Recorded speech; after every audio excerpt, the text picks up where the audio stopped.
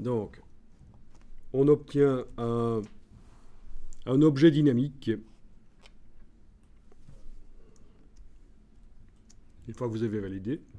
Alors vous allez, toujours en continuant à enregistrer le script d'action, vous allez retourner maintenant le tout, image, rotation de l'image, 180 degrés. Voilà. Et je clique sur le bouton stop. Et normalement, le script est terminé. On va tester le script pour voir s'il fonctionne. Donc vous allez fermer l'image ici sans l'enregistrer, menu fichier fermé, pas besoin d'enregistrer. Votre script est bien arrêté. La dernière chose dans le script, c'est bien rotation du document.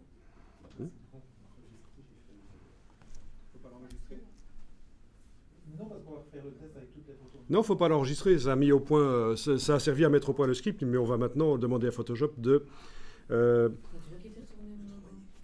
on va demander à Photoshop de jouer le script sur plein de photos.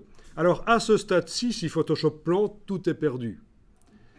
Il y a deux solutions pour ne pas perdre tout. Vous cliquez sur le nom du dossier et vous l'enregistrez sur le bureau, par exemple. Enregistrer les actions. Oui, parce que ce n'est pas le script qu'on enregistre, c'est le dossier qui contient le script. Donc, il faut cliquer sur le nom du dossier. Voilà. Donc on clique et puis... Comment ça ne fonctionne pas? Sur le PC, on ne sait pas enregistrer en cliquant sur le nom du dossier.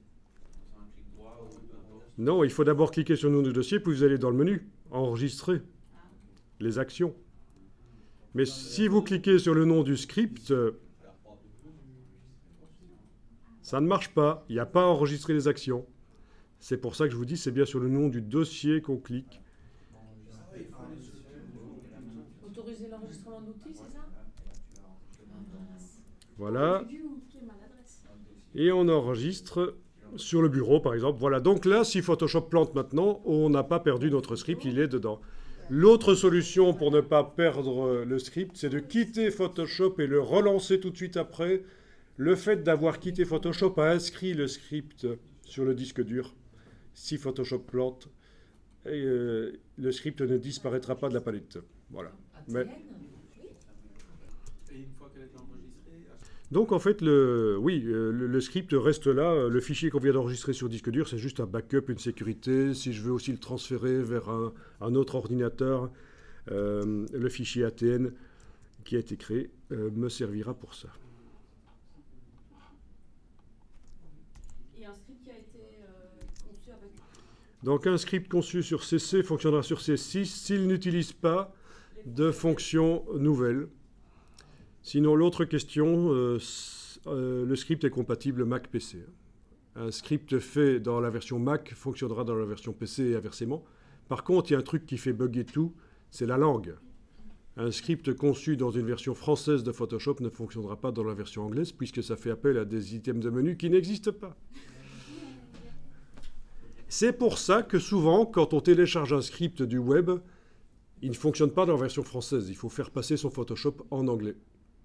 Et ça, c'est très facile. On peut installer les logiciels Adobe dans 27 langues différentes. C'est pas un problème. Et le faire passer Photoshop de français à anglais, c'est très rapide. Menu Photoshop, préférences, interface. Et vous avez ici le choix de la langue. Cette version-ci, je ne l'ai installée qu'en français. Mais si j'allais chercher et installer la version anglaise, je pourrais le lancer en anglais. C'est juste une question qu'il faut aller chercher la version anglaise. Donc, si vous avez déjà anglais, on réinstalle par-dessus, c'est ça. Avec le manager d'application Adobe, dans les préférences, il y a... Ah voilà, c'est là. Dans les préférences Creative Cloud, vous avez le choix de la langue. Et donc, si je voulais la version anglaise de la Creative Cloud, ou de un logiciel ou l'autre, je choisirais anglais. Et j'installerai à nouveau les applications.